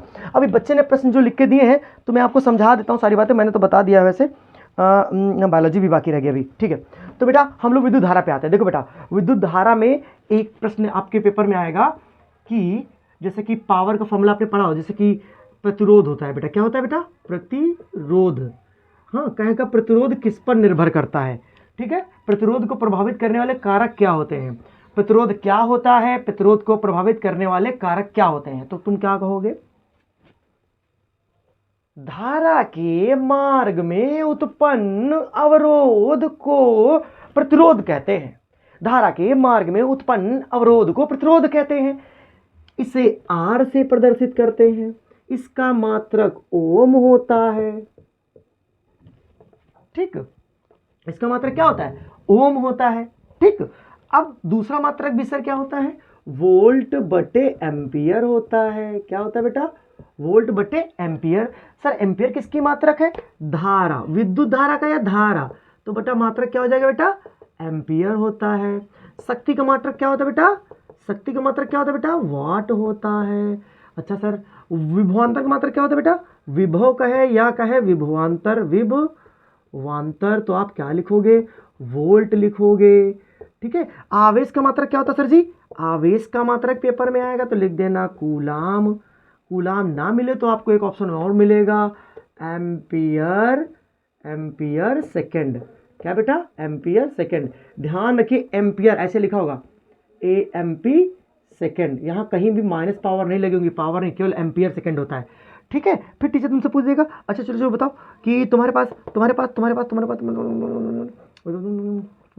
हाँ 1 किलोवाट घंटा कितना बराबर, तो बचपन से रटे रहो कि इतना होता ही है सर। अब आप कहेंगे सर आपने तो रट्टा मारा दिया, रट्टा ही मारिए इस समय, करने की बात क्या करें, तो 1 किलो में कितना होता है, 1000 वाट होते हैं। वाट हार आर मतलब घंटा 3600 होते हैं। सेकंड गुणा भाग करेंगे तो आपको फाइनली ये आ जाएगा। सर कैसे आ जाएगा, 5 जूल, एक पॉइंट यहाँ लगाएंगे, तो ये याद रखिए बेटा, रटे रहिए कि 1 किलोवाट घंटा है, तो ये झटक से मन मार देना। एक मेगावाट, 1 किलो मेगावाट कितना होता है बेटा, क्या आ जाता है, मेगावाट में 10⁶ होता है। मेगावाट कितना बेटा, मेगावाट, कहीं मजाक करके पूछ दिया तो आप खेल सकते हैं वहां पर, लेकिन एग्जाम में आप क्या खेल सकता है। मैं इसको मिटा दूं पहले, है ना, सारी बातें बता दे रहा हूं ताकि आपकी हिंट रिवीजन, ठीक। हम प्रश्न क्या था हमारा, हम बहुत आगे चले गए थे। प्रतिरोध क्या होता है मैंने बताया, ये हो गया, ठीक है। अब प्रतिरोध को प्रभावित करने वाले कारक, मैं बहुत भटकता हूँ यार, तो बेटा देखो पहले लिख देना लंबाई। प्रतिरोध को प्रभावित करने वाले कारक क्या बेटा, लंबाई। मैं पॉज कर करके लिखता हूँ तब जाकर पढ़ाता, क्योंकि घंटे बहुत बढ़ जाएंगे वीडियो के। तो लंबाई बेटा, क्षेत्रफल बेटा, ठीक है। अगर पेपर में ताप रहे तो ताप भी प्रभावित करता है, अगर घनत्व रहे तो घनत्व भी प्रभावित करता है। ये सारी चीजें प्रभावित करती हैं। लेकिन अगर कहे आकार, चालक का क्या बेटा कहे, आकार, चालक का आकार, तो ये नहीं करेगा, ठीक है, ध्यान रखिएगा। तो वैसे आप इतना ध्यान ना लगाइए आप लोग, बस 3 चीज ध्यान रखिए आप लोग, इतना याद करिए, क्या, लंबाई क्षेत्रफल, ठीक है, लंबाई और क्षेत्रफल। बेटा क्या कहेंगे, प्रतिरोध लंबाई के अनुक्रमानुपाती होता है, प्रतिरोध क्षेत्रफल के व्युत्क्रमानुपाती होता है। बेटा जैसे जैसे चालक की लंबाई बढ़ेगी वैसे वैसे प्रतिरोध बढ़ता चला जाता है, और जैसे जैसे चालक का क्षेत्रफल बढ़ता जाता है, लंबाई चौड़ाई, तो बेटा प्रतिरोध का मान घटता चला जाता है। अच्छा बताओ, हमारे घर में ये तार लगा है और तुम्हारे घर में यू तार लगा है, करंट 5 एम्पियर इसमें जा रही है, 5 एम्पियर इसमें जा रही है। अब बताओ कहीं आसानी से धारा चली जाएगी तो तुम्हारा मन करेगा सर यहाँ एकदम यहाँ लगता है जाना चाहिए, नहीं सर इसमें जाएगी, बड़ा पतला है, आराम से घुसघुसाते चली जाएगी, नहीं बालक, ठीक है। तो क्षेत्रफल जितना ज़्यादा होता है बेटा धारा उतनी आसानी से जाती है, तो इसमें फटाक से जाएगी, इसमें नहीं जा पाएगी, क्योंकि लंबाई है, लंबाई जितनी ज़्यादा होती है, चालक की लंबाई बढ़ा देने से प्रतिरोध भी बढ़ता है। तो पतले तारों में धारा आसानी से प्रवाहित नहीं होती है, चौड़े तारों में धारा आसानी से प्रवाहित हो जाती है। याद रखो, पेपर में प्रश्न आपको फंसा सकता है, ठीक है। ओम का नियम ना भूलिएगा बेटा, बचपन से बताया। बायोसेवर्ट का नियम ना भूलिएगा, पेपर में आएगा आपके। मानव नेत्र रट डालिए, हमारा एक वीडियो है 8 मिनट का, उसमें मानव नेत्र में पूरा पढ़ाया है, अगर खोज खोज के पढ़ेंगे तो आप बहुत कुछ सीख जाएंगे हमारे वीडियो से, क्योंकि हम बचपन में पढ़ाते रहते हैं लेकिन कोई देखता ही नहीं हमारे वीडियो। शेयर तुम लोग करते नहीं हो, क्योंकि तुम लोग चाहते नहीं कोई और पढ़े, आप लोग शेयर नहीं करते। देखो माइक को माला लटका जैसे डॉक्टर लग रहे हैं, ठीक है। तो बालक, तो आपको ये सब चीज़ें मैंने आपको बताया विद्युत धारा से। चुंबक क्षेत्र वाले में बेटा अभी ऑब्जेक्टिव क्वेश्चन की बारी, अब थोड़ा बायोलॉजी पढ़ा देते हैं। क्या बता बेटा आपको, थोड़ी सी बायोलॉजी। देखो लेंस पढ़ा है, दर्पण, देखो उत्तल दर्पण के उपयोग पड़ेगा, अवतल दर्पण के उपयोग पड़ेगा। क्या पढ़िएगा आप लोग, उत्तल दर्पण के उपयोग। बचपन में कहा जाता है कि गाड़ी के पीछे लगा दो भैया, और यहाँ पर गाड़ी वाला जब गाड़ी ड्राइवर चला होता है तो बेटा पीछे की वस्तुओं को देखने के लिए उसके बगल में, ड्राइवर के बगल में जो शीशा लगा उसमें उत्तल दर्पण लगाया जाता है, ठीक है, ठीक है।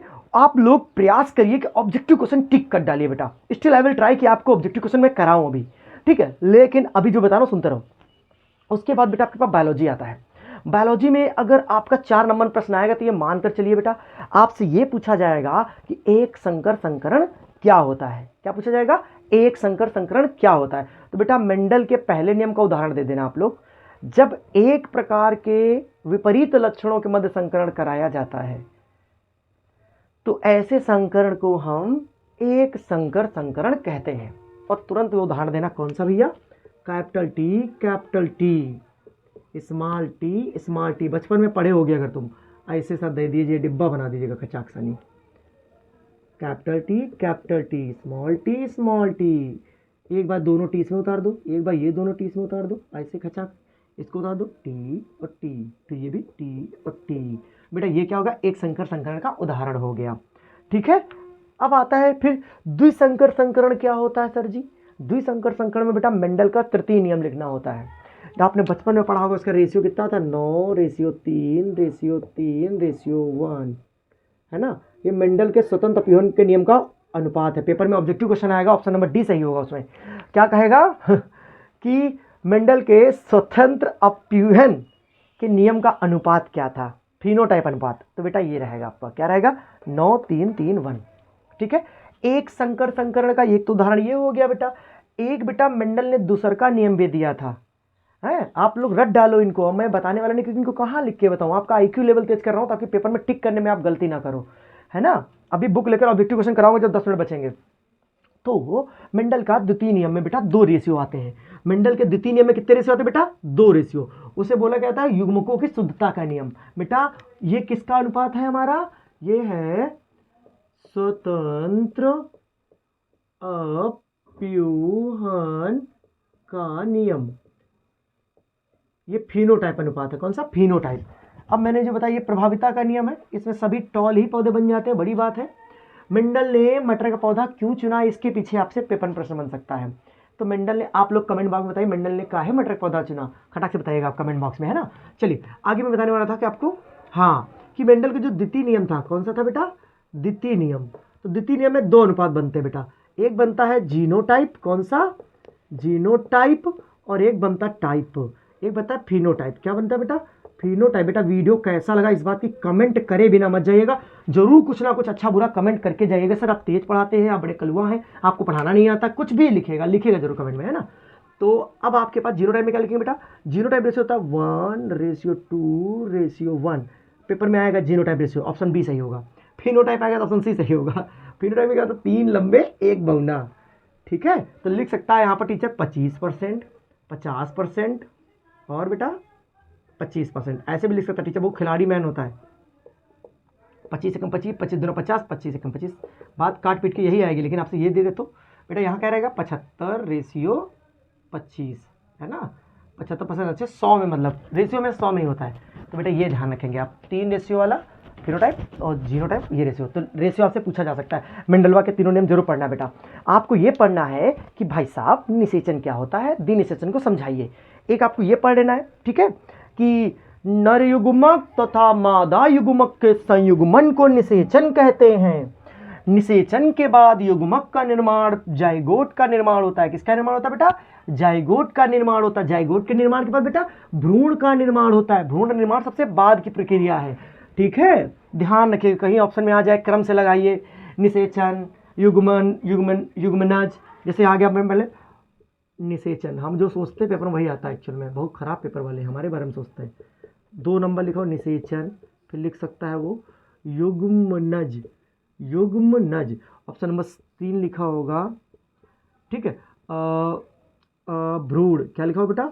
भ्रूण, ठीक, 3 लिखा है। अब कहे ऑप्शन ए, पहले तीसरा होता है, फिर दूसरा, मैं बता रहा हूँ आपको, फिर दूसरे नंबर का मामला होगा, फिर 1 नंबर का मामला होगा। एक ऑप्शन तो ऐसा ये होगा। बी ऑप्शन क्या लिखा होगा? पहला, फिर लिखा होगा तीसरा, फिर लिखा होगा दूसरा, क्या लिखा होगा? दूसरा, क्या लिखा होगा बेटा? दूसरा। सी क्या लिखा बेटा? पहला, दूसरा और तीसरा। अच्छा से टिक मार दें, क्यों? क्योंकि पहले निषेचन होगा, फिर युग्मनज बनेगा, फिर भ्रूण बनेगा। आ सकता है कि नहीं आ सकता है? तो टीचर कन्फ्यूजियाने के लिए तुमको कुछ भी दे सकता है बालक। अब बेटा हम आपको बता दें कि आपसे ये पूछा जाएगा, क्या पूछा जाएगा? आपसे ये पूछा जाएगा कि पर परागण, परागण ये दुनिया भर का नाटक क्या होता है। तो बेटा देखिए, पराग, अब आप क्वेश्चन क्या समझाने जा रहा हूँ बेटा? मैं आपको समझाने जा रहा हूँ, परागण समझाने जा रहा हूँ। क्या बताओ? परागण आपको दिख रहा होगा बेटा। ये परागण 2 तरीके का होता है। एक ठो होता है स्वपरागण, एक ठो होता है पर परागण, है ना? आपको दिख रहा है कि नहीं दिख रहा है? मैं बहुत स्पीड में पढ़ा रहा हूँ, आप लोग कृपया करके 2 की स्पीड में ना देखें, उसको कम कर ले। वीडियो 4 मिनट बाकी रहेगी बेटा। हमको लगता है ऑब्जेक्टिव क्वेश्चन के लिए और न्यूमेरिकल के लिए वीडियो अलग बनाना पड़ेगा। आप लोग बताइए, अगर कमेंट करेंगे इस वीडियो पर तभी बनाऊंगा वीडियो, अन्यथा वीडियो ही नहीं बनाऊंगा। सच बात है, आपके पास 1 दिन का समय है, 2 दिन का समय है, आप कमेंट करेंगे तभी वीडियो नेक्स्ट आएगा हमारा। स्वपरागण और परपरागण की बात करें हम, तो बेटा स्वपरागण क्या होता है? देखिए परागण समझते हैं। जैसे कि ये पुष्प जी हैं, ये है हमारे पुष्प जी, यहाँ से खचाखच, ये चांद सर, जैसे पुष्प है ना, एक पुष्प जी यहाँ भी चुप पे खड़े होते हैं। इनका स्टाइल अलग है, इनका स्टाइल अलग है, लेकिन दोनों सेम प्रजाति के हैं, अलग अलग। अब होता क्या है कि इनके पास छोटे छोटे परागकण होते हैं। क्या होते हैं बेटा? परागकण, मेल, इन्हें बोलते हैं बेटा पुंकेसर। क्या बोलते हैं? पुंकेसर। ओके, तो पुंकेसर, इनके पास वर्तिकाग्र मान लो कहीं पर चुप्पे से, ये एकदम वर्तिकाग्र यहाँ बनी बैठी है। अभी हल्का का समझो, आपके बुक में बढ़िया बना है। तो बेटा सुनो, तो पुंकेसर का यानी परागकणों का परागकोश से वर्तिकाग्र तक जाना, ये टाइमिंग सर है, कचर पचर मचा रहते हैं, क्या कोनो काम तो है नहीं। तो परागकणों का परागकोश से वर्तिकाग्र तक जाना क्या कहलाता है? परागण कहलाता है। क्या कहलाता है बेटा? परागण कहलाता है। परागण 2 प्रकार का होता है, देखिए कैसे बेटा। एक होता है स्वपरागण और एक होता है परपरागण। स्वपरागण में क्या होता है? परागकणों का परागकोश से समान पौधे की वर्तिकाग्र पर जाना। जैसे इनके पास मान लो वर्तिका थी, अब ये उठे, यहां से उठे, यहां से दौड़ते हुए यहां चले गए, तो ये स्वपरागण हुआ कि एक ही पुष्प के परागकण एक उसी पुष्प के किसी वर्तिकाग्र पर जाके गिर जाए, तो ये स्वपरागण हो गया। लेकिन परपरागण में क्या होता है भाई? परपरागण में क्या होता है? पर मतलब दूसरे, तो मतलब जब किसी एक पौधे के पुष्प के परागकण किसी दूसरे पौधे के पुष्प की वर्तिकाग्र पर जाकर गिरते हैं, तो इस प्रक्रिया को क्या बोलते हैं बेटा? परपरागण बोला जाता है। ठीक है, ये बात भी दिमाग में तुम बिठा लो। अगला प्रश्न क्या बना सकता है टीचर? उदाहरण लिख देंगे, 4 नंबर मिल जाएगा, आपको मजाक में देगा टीचर। एक बेटा खाद्य श्रृंखला होती है, खाद्य जाल होता है। बेटा खाद्य श्रृंखला और खाद्य जाल का क्या मतलब होता है, मैं आपको सटासट बता देता हूं। देखो एक शब्द और होता है, खाद्य श्रृंखला खाद्य जाल तो बता रहा हूं। एक होता है जैव निम्नीकृत और एक होता है जैव अनिम्नीकृत। ठीक, जैव निम्नीकृत, जैव अनिम्नीकृत। बेटा वे सभी प्राकृतिक पदार्थ, कृत्रिम पदार्थ जिन्हें जीवाणुओं द्वारा अपघटित किया जा सके, उन्हें जैव निम्नीकृत पदार्थ कहा जाता है। तो जैव निम्नीकृत पदार्थ जिनको बैक्टीरिया क्या कर दे, मिट्टी में मिला दे। हम लोग जैव, जैसे पेड़ पौधे, इंसान, जानवर, ये सब क्या है बेटा, ये सब क्या है, ये सब आपके जैव निम्नीकृत पदार्थ हैं। ठीक है, फिर जैव अनिम्नीकृत क्या होते हैं सर? दुनिया में 1855 में पहली प्लास्टिक बनाई गई थी।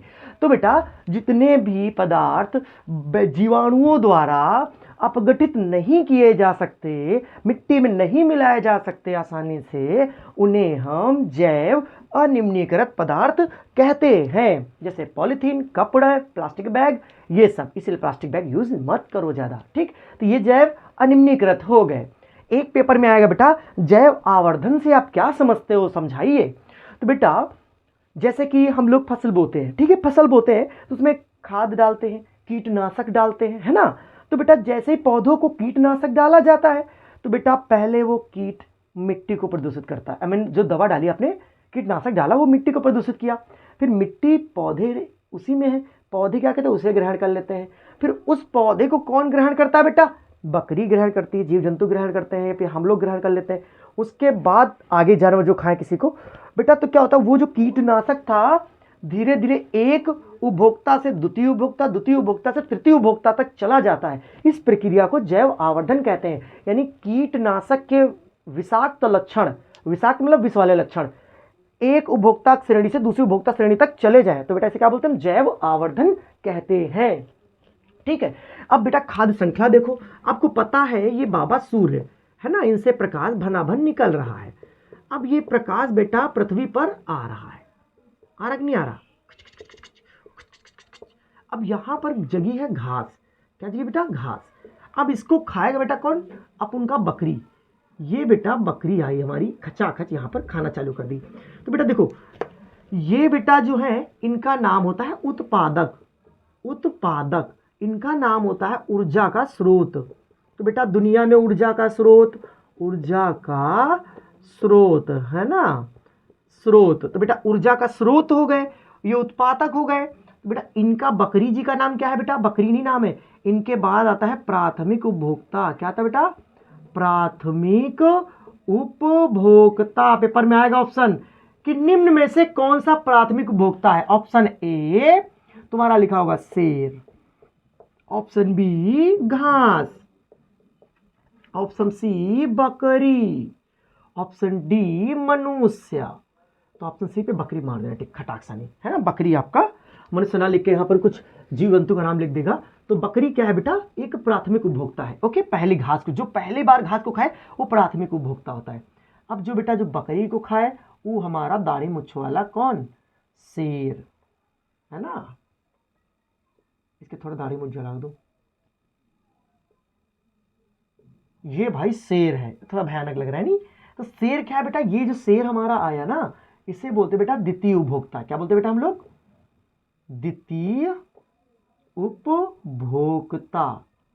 ठीक, इसके बाद इसको बेटा ये जब खत्म हो जाएगा, मर जाएगा, तब बेटा इसको जीवाणु अपघटित कर देंगे। उनका नाम अपघटक होता है। क्या नाम होता है बेटा? अपघटक।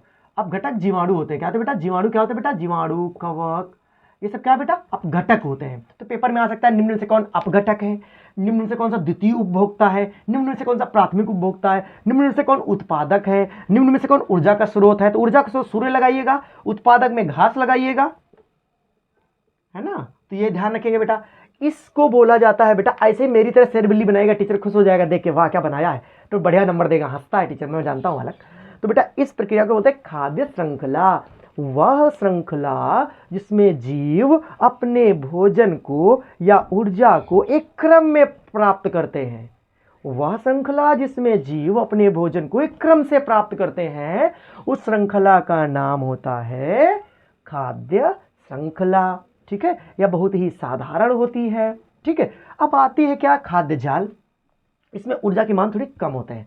ठीक है, अब देखिए बेटा, एक लिंडमान थे बेटा, इनका नाम क्या था? लिंडमान। बेटा लिंडमान ने 10% का नियम दिया था। क्या दिया था बेटा? 10% का नियम दिया था। अब 10% का नियम दिया था बेटा, 2 मिनट जाओ बेटा, आपको दिख रहा है थोड़ा सा डिस्टर्बेंस हो जाता है। तो लिंडमान ने बेटा 10% का नियम दिया था। देखो खाद्य श्रृंखला आप समझ चुके हो ना। अभी बात समझना, कभी कभी क्या होता है, मान लो तुम्हारे सामने ऐसा क्वेश्चन नहीं आएगा तो आपको क्या करना है, जैसे यहाँ घास है ना, तो घास को खाने वाले का नाम बेटा आप टिड्डा लिख लीजिए, थोड़ा टाइम ज़्यादा हो रहा है। घास खाने वाले को टिड्डा कहते हैं। टिड्डा को कौन खाता है बेटा? मेढक खाता है। कौन खाता है बेटा? मेढक खाता है। मेढक को कौन खाता है बेटा? सांप खाता है। क्या कहता है? सांप खाता है। सर्प खाता है। सर्प को कौन खाता है बेटा? गिद्ध खा जाता है। क्या कहा जाता है? गिद्ध खा जाता है या बाज खा जाता है। क्या कहता है? बाज खा जाता है।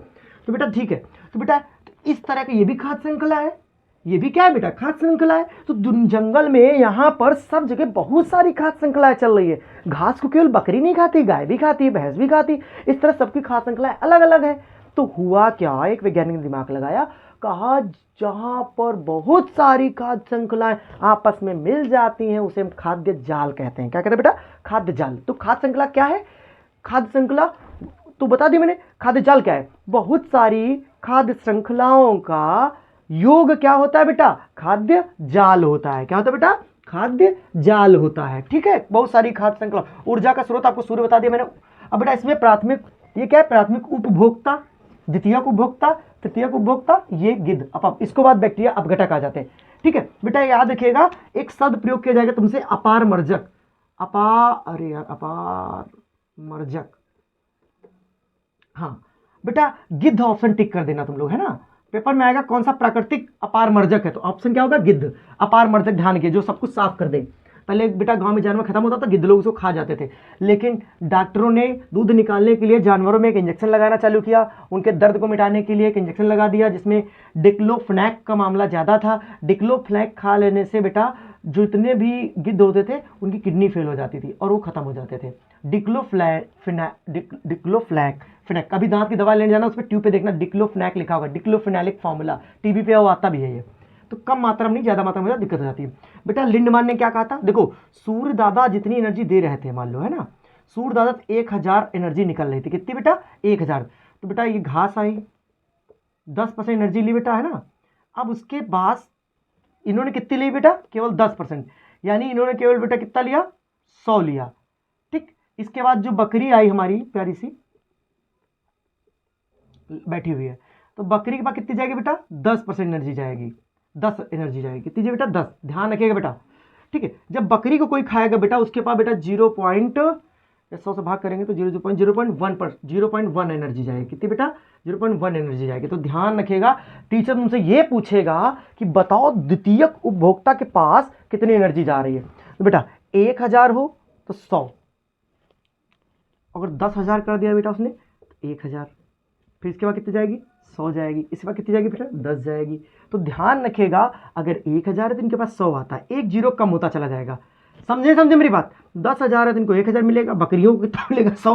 उसके बाद जो बकरियों खाते हैं उनको कितनी मिलेगी? 10। इसीलिए कहा जाता है घास खाओ तो ज्यादा ऊर्जा मिलती है। लोग कहते हैं मांस मीट खाने से एनर्जी ज्यादा मिलती है, तंबूरा मिलती है एनर्जी। कैसे मिल सकती है एनर्जी भाई? देखो नेचर क्या कह रहा है कि जो लोग घास खाते हैं उनको 1000 मिलेगी, और जो बकरी खाते हैं उनको 100 तो मिल रही नहीं। बकरी खाने वालों को तो 10 मिल रही, बकरिया को 100 मिल रही है। तो ये कितनी लेगा भाई? मैं 1000 तुम 10, क्या बात करेला भाई। इसलिए घास फूस खाया करो आप लोग, ठीक है। तो बेटा ये याद रखिएगा आप लोग। तो लिंडमान ने दिया था, पेपर में आएगा, लिंडमान ने कौन सा नियम दिया? 10% का नियम दिया। लिंडमान ने कितने नियम दिया? 10% वाला नियम दिया। ठीक है, अब जैसे मैंने कहा घास, ये बेटा क्या थी? घास, है ना। इसको बेटा बकरी ने खाया। किसको है बेटा? बकरी ने खाया। ठीक, इसको बेटा किसने खाया? टिड्डा ने खाया। किसने खाया बेटा? टिड्डा ने खाया। बेटा इसको किसने खाया? गाय ने खाया। किसने खाया बेटा? गाय ने खाया। अब बकरी को किसने खाया बेटा? बकरी को शेर ने खा लिया। क्या खा लिया बेटा? शेर ने खा लिया। तो हो सकता है टिड्डा किसने खा लिया बेटा? मेढक ने खा लिया। मेढक ने खा लिया। गाय को मान लो शेर ने खा लिया, अगर खा लिया तो शेर ने खा लिया। गाय जंगल में तो ऐसे रहते हैं, इसको लिखने का मतलब है नहीं, पाप लिख रहा हूँ मैं। ठीक, अब ठीक है, अब मान लो क्या होता है कि यहाँ पर कोई भी अब मेढक है, मेढक किसने खा लिया बेटा? सर्प ने खा लिया। किसने खा लिया बेटा? सर्प ने खा लिया। अब सर्प, उसके बाद यहाँ घास वालों हिरण ने खा लिया। किसने खा लिया बेटा? हिरण को किसने खा लिया बेटा? शेर ने खा लिया। शेर ने खा लिया। हिरण को कौन खा सकता है बेटा? भेड़िया खा सकता है। क्या खा सकता है? भेड़िया खा सकता है। भेड़िया कौन खा सकता है बेटा? शेर खा सकता है। शेर खा सकता है? नहीं खा सकता है। सर्प किसने खा लिया बेटा? सर्प ने खा लिया। इसको बेटा बाज भी खा सकता है। कौन खा सकता है बेटा? बाज खा सकता है। कुल मिलाकर एक संरचना बनी है जिसमें कोई किसी को भी खा जाए, तो बेटा वो संरचना कहलाती है खाद्य जाल। क्या कहलाती है बेटा? खाद्य जाल। आप लोग अच्छे से बना लीजिएगा क्योंकि जल्दबाजी में वो बन नहीं पा रहे हमसे, बट समझ गए हो ना खाद्य जाल क्या होता है। तो बेटा ये भी सोलर कुकर में कौन सा दर्पण प्रयोग किया जाता है बेटा? अवतल दर्पण को प्रयोग किया जाता है सोलर कुकर में, है ना। बोलते बेटा गला सूख गया मेरा आज। तो बेटा जितनी बातें मैंने बताई, लेकिन ये लेक्चर देखने में आपको लगेगा हमको कुछ आता है। बच्चा हमारे पास ऑब्जेक्टिव क्वेश्चन को संभालने का केस है और न्यूमेरिकल का केस है। मैं इस वीडियो में नहीं बना पाया तुम लोग को, और भी बहुत सारी बातें बतानी, वैसे तो मैंने सबको बता दिया है। पर ये भी बता दिया, और बताने को तो और बहुत कुछ है, लेकिन आज की वीडियो में इतना ही रखता हूँ। आप लोग ये बताइएगा जो मैंने पढ़ाया आपको, ठीक है, आप में कितना, अच्छा आपको पता है गुणसूत्र कितने होते हैं बेटा? 46 होते हैं। कितने होते हैं बेटा? गुणसूत्र संख्या कितनी? 46 होती है, ठीक है। उसके बाद हमसे पूछा जा सकता है कि फल को पकाने वाला हार्मोन कौन सा है, तो आप लेंगे एथिलीन। क्या नाम लेंगे बेटा? एथिलीन। एथिलीन हार्मोन फल को पकाता है, एथिलीन हार्मोन फल को पकाता है, ठीक है। मेंडल ने कितने नियम दिए बेटा? 3 नियम दिए। मेंडल का जन्म कहाँ हुआ था बेटा? ऑस्ट्रिया में हुआ था। कहाँ होता है बेटा? ऑस्ट्रिया, ऑस्ट्रेलिया ने लगा देना, ऑस्ट्रिया में होता है ना, ठीक है। और हाँ, एक बेटा लिंग सहलंग लक्षण, बेटा वो पढ़ के जाइएगा आप लोग। लिंग सहलंग लक्षण जो माता पिता से बच्चों में जाते हैं, ट्रांसफर होते हैं, उन्हें क्या कहते हैं? लिंग सहलंग लक्षण कहते हैं। लिंग के साथ चले जाते हैं, लिंग सहलंग लक्षण बेटा, है ना। तो ये पढ़िएगा बेटा आप लोग। निषेचन, निषेचन के पश्चात क्या होता है ये पढ़िएगा आप लोग अच्छे से। मैंने बहुत प्रयास किया बताने का। और बेटा आप लोग ऑक्सीशोषण अनऑक्सीशोषण में अंतर पढ़ लीजिएगा बेटा, है ना। और नेफ्रॉन की सचित्र वर्णन करना बेटा 100% आएगा ही आएगा। इसके पहला का वीडियो मेरा देख लेंगे तो आप बहुत हद तक कर लेंगे सब कुछ, है ना। और बता दिया मैंने बेटा, पीएच मैंने बता दिया मैंने। अगर पेपर में आप भूल बस आ जाए एरोमेटिक पदार्थ क्या होते हैं, तो वे सभी रासायनिक पदार्थ जो बंद श्रृंखला वाले होते हैं और उनमें खुशबू आती है, उन्हें हम एरोमेटिक पदार्थ कहते हैं, ठीक है, या बहुत कम क्रियाशील होते हैं, ठीक है। और प्रिज्म कोण बेटा एक क्वेश्चन और पढ़ लीजिएगा, विद्या में लिया है। एथेनोइक अम्ल एथिल अल्कोहल में अंतर क्या होता है बेटा? कुछ बातें पढ़िएगा आप। लेंस की क्षमता निकालने फॉर्मूला क्या है बेटा? P बराबर होता है 100/F इन सेंटीमीटर, है ना। ऐसे लिख सकते हो P बराबर 1/F इन मीटर। ओके, दोनों सही है बेटा, है ना। न्यूमेरिकल बातें बाद बताऊंगा मैं, वैसे तो बहुत बताने थे। न्यूमेरिकल बातें नेक्स्ट वीडियो में। अगर आपने इस वीडियो में कमेंट ना किया किसी ने भी, तो मैं नहीं बनाऊंगा। इसमें 15, 20, 25 लोगों का कमेंट होना चाहिए। इतना कमेंट से कम रहा तो मैं वीडियो नहीं बनाऊंगा। आप लोग चाहे जितना कर लीजिए, हम नहीं जानते कुछ, तभी न्यूमेरिकल बनाऊंगा। आपको यही वीडियो पोटेंशियल भर देगा आपके बॉडी में। तो ये सारी बातें आपके काम लायक हो। अगर वीडियो अच्छा लगा तो कमेंट करिएगा और वीडियो शेयर जरूर दोस्तों में कर दीजिएगा। ये वीडियो बहुत मेहनत लगी बनाने में, गला सूख चुका है मेरा। तो ये बाकी वीडियो टॉपिक मैं बाद में पढ़ाऊंगा, ठीक है। तो आप लोग इस वीडियो को यहीं तक रोक सकते हैं। हम लोग मिलेंगे नेक्स्ट वीडियो में, तब तक के लिए टाटा बाय बाय। वीडियो का करना है शेयर जरूर कर देना सभी दोस्तों में, गांव शहर जहाँ भी हो, क्योंकि बहुत फायदेमंद है। पहला वीडियो देख लेंगे, दूसरा वीडियो देख लेंगे, आप साइंस के पेपर में 80 नंबर, ऐसे ही 70 नंबर का पेपर होता है, 80 नंबर करके आएंगे। ओ माय गॉड, इतना टैलेंट क्या है। न्यूमेरिकल है तो नहीं आता है हमने, न्यूमेरिकल ऑलरेडी मैंने ग्रुप पे फेंके, वो लोग तुम लोग देख लोगे, ठीक है। आकृति प्रकृति जो भी लोग हो, सब लोग वीडियो अपने दोस्तों में शेयर कर दीजिएगा, ठीक है। और क्या नाम तुम्हारा? आकाश, राज, और क्या है? देव, और क्या है? कंचन, और टाइमिंग सर के चेला, टाइमिंग सर के जितने चेला है वो सब। क्या नाम उसका? निशा, है ना। और उसका नाम बच्चे का क्या है जो आंखें दिखाती? पंजाब सिंह। और कौन सा बच्चा है? पंजाब सिंह। उसके बाद अपनी क्लास में हाई स्कूल कौन बच्चे हैं? आंचल, पूजा और सगुन। और सभी लोग वीडियो को शेयर कर देंगे। और नहीं है आकृति प्रकृति सब निकृति, सबका नाम दे दिया मैंने। सब बच्चों हाई स्कूल वालों मिला के वीडियो देखिएगा, बहुत कमेंट करिएगा, बताइएगा जरूर वीडियो कैसा लगा, ठीक है। Tata bye bye.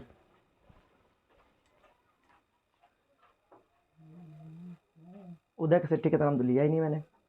Uday Shetty video तुम पूरा देखे हो कि नहीं देखे मुझे नहीं पता, लेकिन वीडियो जरूर देख लीजिएगा, नहीं तो आप गड़बड़ कर देंगे, ठीक है।